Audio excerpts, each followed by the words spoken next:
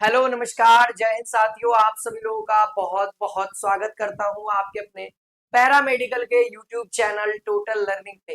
तो कैसे हैं? आशा करता हूं आप सभी लोग बहुत बढ़िया होंगे, है ना।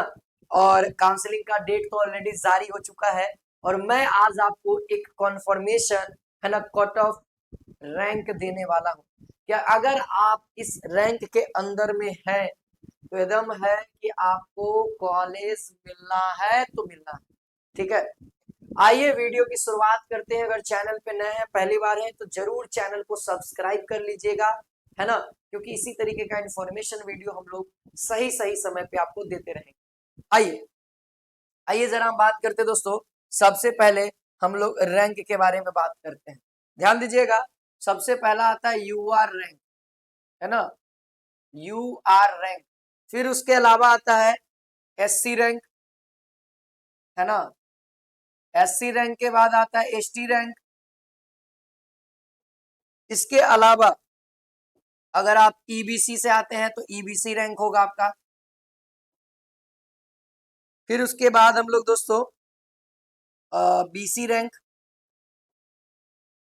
है ना। ईबीसी और बीसी लगभग सेम रहता है ना। फिर उसके बाद आता है ईडब्ल्यूएस रैंक।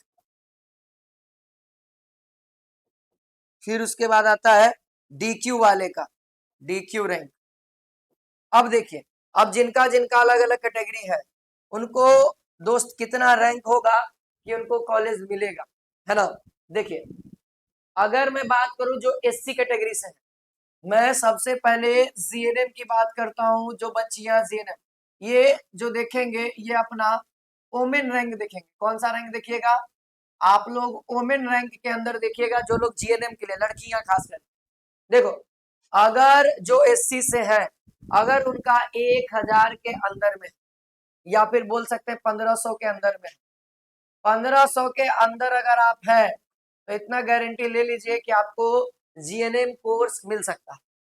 अच्छा, जो एसटी से है, तो जो एसटी से है मैं उनको बताऊं, अगर आप 100 के अंदर में, जो एसटी से है, अगर आप 100 के अंदर में है तो आपको दोस्त, है ना, आपको दोस्त क्या हो जाएगा, है ना।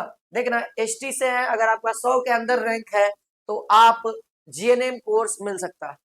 अगर आप ईबीसी है तो आपको कम से कम 1000 के अंदर आना है ना। अगर आपका 1000 के अंदर है तो आप बड़े आराम से, है ना, बड़े आराम से आपको कोर्स मिल जाएगा। वही ईडब्ल्यूएस के लिए भी 1000 के अंदर अगर आप आते हैं तो बड़े आराम से आपको जीएनएम कोर्स मिल जाएगा। अच्छा, डीक्यू के जो आते हैं, तो डीक्यू वाला अगर आपका 500 के अंदर में है तो आपको मिल जाएगा बाबू, आपको मिल जाएगा क्या, जीएनएम। अच्छा, कुछ बच्चे कह रहे सर जीएनएम तो ठीक है, एएनएम की बात करिए। ध्यान देना, अगर आप एएनएम है तो एएनएम के लिए भी सेम, एएनएम के लिए भी सेम रैंक देखिएगा। कौन सा? ओमेन रैंक देखेंगे, है ना। एएनएम के लिए भी कौन सा रैंक देखेंगे? ओमेन रैंक देखेंगे। ध्यान देखिएगा। अच्छा, अगर आप एससी से है, अगर आपका 4000 तक रैंक है, 4000, 4000, 5000, तो 4000 तक है तो आपका दोस्त एएनएम कॉलेज मिल जाएगा। ध्यान देना, अगर आप एसटी से है तो एसटी के लिए 500 रैंक है तो 500 रैंक तक का बड़े आराम से एएनएम कॉलेज मिल जाएगा। ध्यान रखना, 500 के अंदर तक का, क्योंकि एसटी वाले का सीट भी कम होता है, याद रखिएगा। ठीक है, अगर आप ईबीसी या फिर बीसी से है तो सेम है, लगभग लगभग।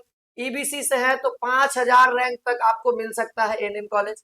अगर आप वही बीसी कैटेगरी से है तो 4000 रैंक तक अगर आपका है तो बड़े आराम से आपको, है ना, बीसी कैटेगरी से रैंक मिल जाएगा। इसके अलावा अगर आप ईडब्ल्यूएस से है ना, इसके अलावा अगर आप ईडब्ल्यूएस से है तो आपको कम से कम तो 3000 रैंक रखना होगा। 3000 रैंक तक है, 3000 के रैंक के आसपास अगर आप हैं ईडब्ल्यूएस कैटेगरी से तो आपको एएनएम कॉलेज मिलेगा। अगर आप 1000 के अंदर में है तो आपको जीएनएम कॉलेज मिल सकता है। ठीक है।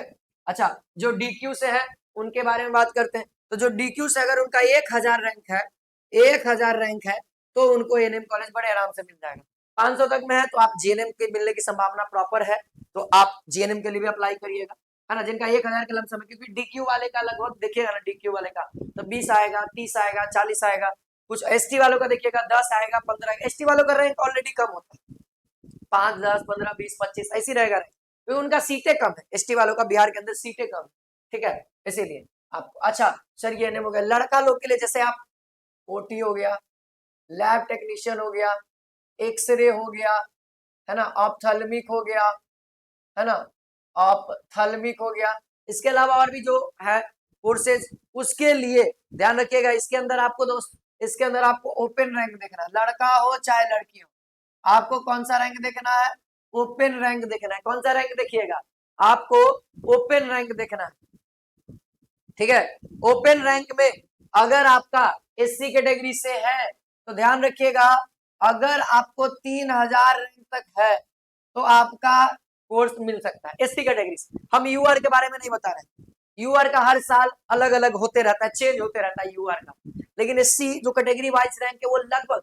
और लगभग बच्चों को यूआर से नहीं कैटेगरी रैंक से मिलता है। आप देखिएगा आपका सिलेक्शन होगा ना तो आपको दिख जाएगा, आपका कैटेगरी रैंक से लगभग सिलेक्शन होगा। इसके अलावा अगर आप एसटी से हैं, अगर आप एसटी से हैं तो आपको दोस्त कम से कम अगर आप 1000 तक में भी हैं तो आप बड़े आराम से आपको ओटी लैब एक्सरे में से कोर्स मिल जाएगा। इसके अलावा अगर आप एसटी वालों को बता दिए ईबीसी से, अगर आप ईबीसी से हैं तो ध्यान दीजिएगा ईबीसी वालों का, है ना, लगभग लगभग आपको 4000 रैंक तक, देख रहे हैं एएनएम जीएनएम से सर बहुत कम रैंक हो जा रहा है, क्यों मालूम है, क्योंकि यहाँ पे लड़कियां भी आ जाती है, लड़का भी आ जाता है, तो यहाँ पे कंपटीशन थोड़ा सा ज्यादा हो जाता है। यहाँ पे केवल इन दोनों जगह पे केवल लड़कियां हैं, तो लड़का लोग तो अटेंड नहीं कर पाया इस जगह पे, इसीलिए यहाँ पे थोड़ा सा कट ऑफ, है ना, ठीक ठाक भी, मतलब ज्यादा भी रहता है तो हो जाता है, लेकिन यहाँ पे आपको ठीक ठाक होना चाहिए तभी जाकर के आपको कॉलेज अलॉट होता है। अगर आप बीसी कैटेगरी से हैं तो आपको दोस्त कम से कम तो 3500 रैंक तक आपको होना पड़ेगा, 3500, या फिर आप वही 3500 3000 तक आपको रखना ही पड़ेगा, है ना, 3000 तक रखना ही पड़ेगा। कितना है, 3000 तक, कितना तक, 3500 3000 तक आपको रखना ही पड़ेगा। इसके अलावा अगर आप ईडब्ल्यूएस कैटेगरी से आते हैं तो ईडब्ल्यूएस वाला के लिए 2500 तक आपको अगर रैंक है ना, 1700 1200 1500 है तो आपको बड़े आराम से ओटी लैब एक्सरे में से कोई ना कोई कोर्स जरूर मिलेगा, इसकी गारंटी है बाबू, मिल जाएगा एकदम, है ना, प्रॉपर रूप से बढ़िया से आराम से, खाली काउंसलिंग कर देना, ठीक है। अगर जो डीक्यू से आते हैं तो डीक्यू वाला की सोचना नहीं, उसको कॉलेज मिल ही जाता है ना, डीक्यू वाला का सोचना नहीं है, उसको लगभग टाइम आपको कॉलेज मिल जाता है। तो डीक्यू में वही है ना, 1500 1600 तक। अरे बाबू बहुत कम है लोग का 1500 दिखता है डीक्यू में, डीक्यू बहुत कम है लोग का 1500 दिखता है, दिखेगा 10 20 25 30 100 200, बस इससे ज्यादा वाला का नहीं दिखेगा। आप जितना भी डीक्यू देखिएगा ना इतना ही दिखेगा, तो आराम से हो जाएगा, है ना, आराम से आपका हो जाएगा, कोई दिक्कत वाली बात नहीं है, ठीक है। तो आशा करता हूँ कि आप लोग कट ऑफ देख लिए, इसी आधार पे आप लोगों का इस बार सिलेक्शन होगा बाबू। तो इस वीडियोस को अपने दोस्तों के बीच में भी बता दीजिए ताकि वो लोग भी देख लें कि उनका रैंक कितना तक में है, तो बहुत अच्छा है, क्योंकि यही है बाबू सरकारी कॉलेज लेने का यही एकमात्र रैंक है, ठीक है। हाँ तो ये प्रॉपर रैंक मैंने बताया है ना, और आप इसी रैंक के आधार पे ही काउंसलिंग करिएगा, ठीक है, यही रैंक भी होगा बाबू, ये ध्यान रखिएगा, ठीक है। हाँ अब कोई कोई ऐसा होगा जिसका 6000 7000 होगा तो कॉलेज मिल जाएगा, उसका भाग भरोसे, किस्मत, एकदम किस्मत के सांड व्यक्ति कहल जाता है ना, वही होगा जिसको 6000 7000 रैंक है ना, उसको भी मिल गया। लेकिन आप ऐसा बहुत कम सुने होंगे कि मेरा भाई का 8000 रैंक था उसको कॉलेज मिल गया, नहीं बाबू, जो देखिएगा तो 4 5000 मैक्सिमम, मैक्सिमम आप पूरे डाटा में देखिएगा तो 5000 तक, और भी किस में, एएनएम कॉलेज में, एएनएम में 5000 तक, 5000 6000 तक आप देखिएगा, ठीक है, वो भी एसटी कैटेगरी में देखिएगा, किसमें, एसटी वाले में देखिएगा, क्योंकि एससी वाले का रिजर्वेशन हो।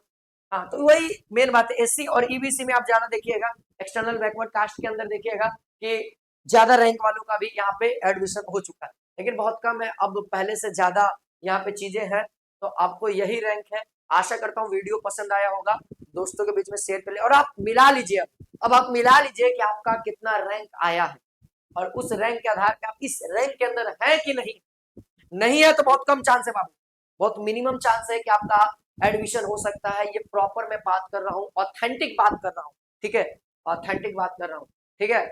अब छुट्टा पुट्टा लोगों के लिए हमने बात कर रहा हूँ कि सर मेरा पिछला साल तो 8000 रैंक था, आपको हो गया, तो कुछ ऐसा है जिसका हो जाता है ना, मैं बोल चुका हूँ ऑलरेडी, लेकिन लगभग बच्चों का यही रैंक के आधार पे होता है, ठीक है।